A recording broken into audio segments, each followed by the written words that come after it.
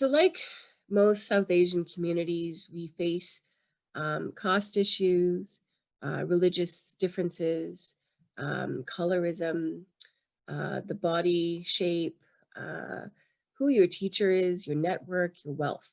All of these things combined was really tough on, an 18-year-old, 19-year-old going into a space where I didn't have connections. I come from a school that was very basic, that, we thought was giving us all the information. Meanwhile, I realized I didn't even know close to what I should know at 18 and 19.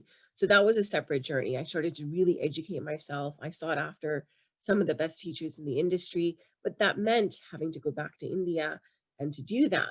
Here in Canada and the US, there are teachers now that are fully versed, but it takes, I think, more networking that I didn't have at the time, or maybe the confidence. I can say now the networks are a lot more closer. I think they're a little bit more united just because now we're also growing up and we want the same things, right? So, um, you know, coming into these spaces as a darker woman, as a bigger woman, and someone that didn't have famous parents or a famous teacher. I had a very good Kalakshetra teacher, Shanta Punnadore, but I didn't know her like normal students would know her. She comes in from Toronto to Winnipeg and we had a few weeks with her, and then she would go back home. And those were the only interactions we had. A normal guru student relationship really wasn't there. And so I really wanted that because I thought that's what I was missing. Meanwhile, I was just really missing so much more, but I was, nervous because I thought I didn't have the XYZ that community was hoping that I had. So it made me started to look at my own craft. And that's when I decided that was going to be how I got in. I had to really practice. I had to, I think, re-choreographing things and making it different was such a spectacle to some that that's the reason why I got through the door. I started choreography in things that were non-religious. I refused to start performing very, very religious performances because my audience wasn't fully Hindu.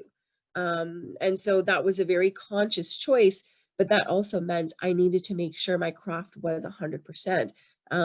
We have this myth that, North American dancers, once they navigate away from, a religious piece, a religious art piece, it's not as authentic and it's more of fusion. I didn't want that. I didn't want to be labeled as a fusion dancer because that's like I feel like that's a death sentence for North American dancers here. Once people think you're fusion, that's it. It's the end. And so I really worked hard to make sure that was my solution. But my purpose in terms of why I wanted to perform was also very important. At the same time, my academic was also taking a very important aspect of my life. I started to study human rights. Politics was something that was very close to my heart because my parents are from Sri Lanka. We fled a civil war.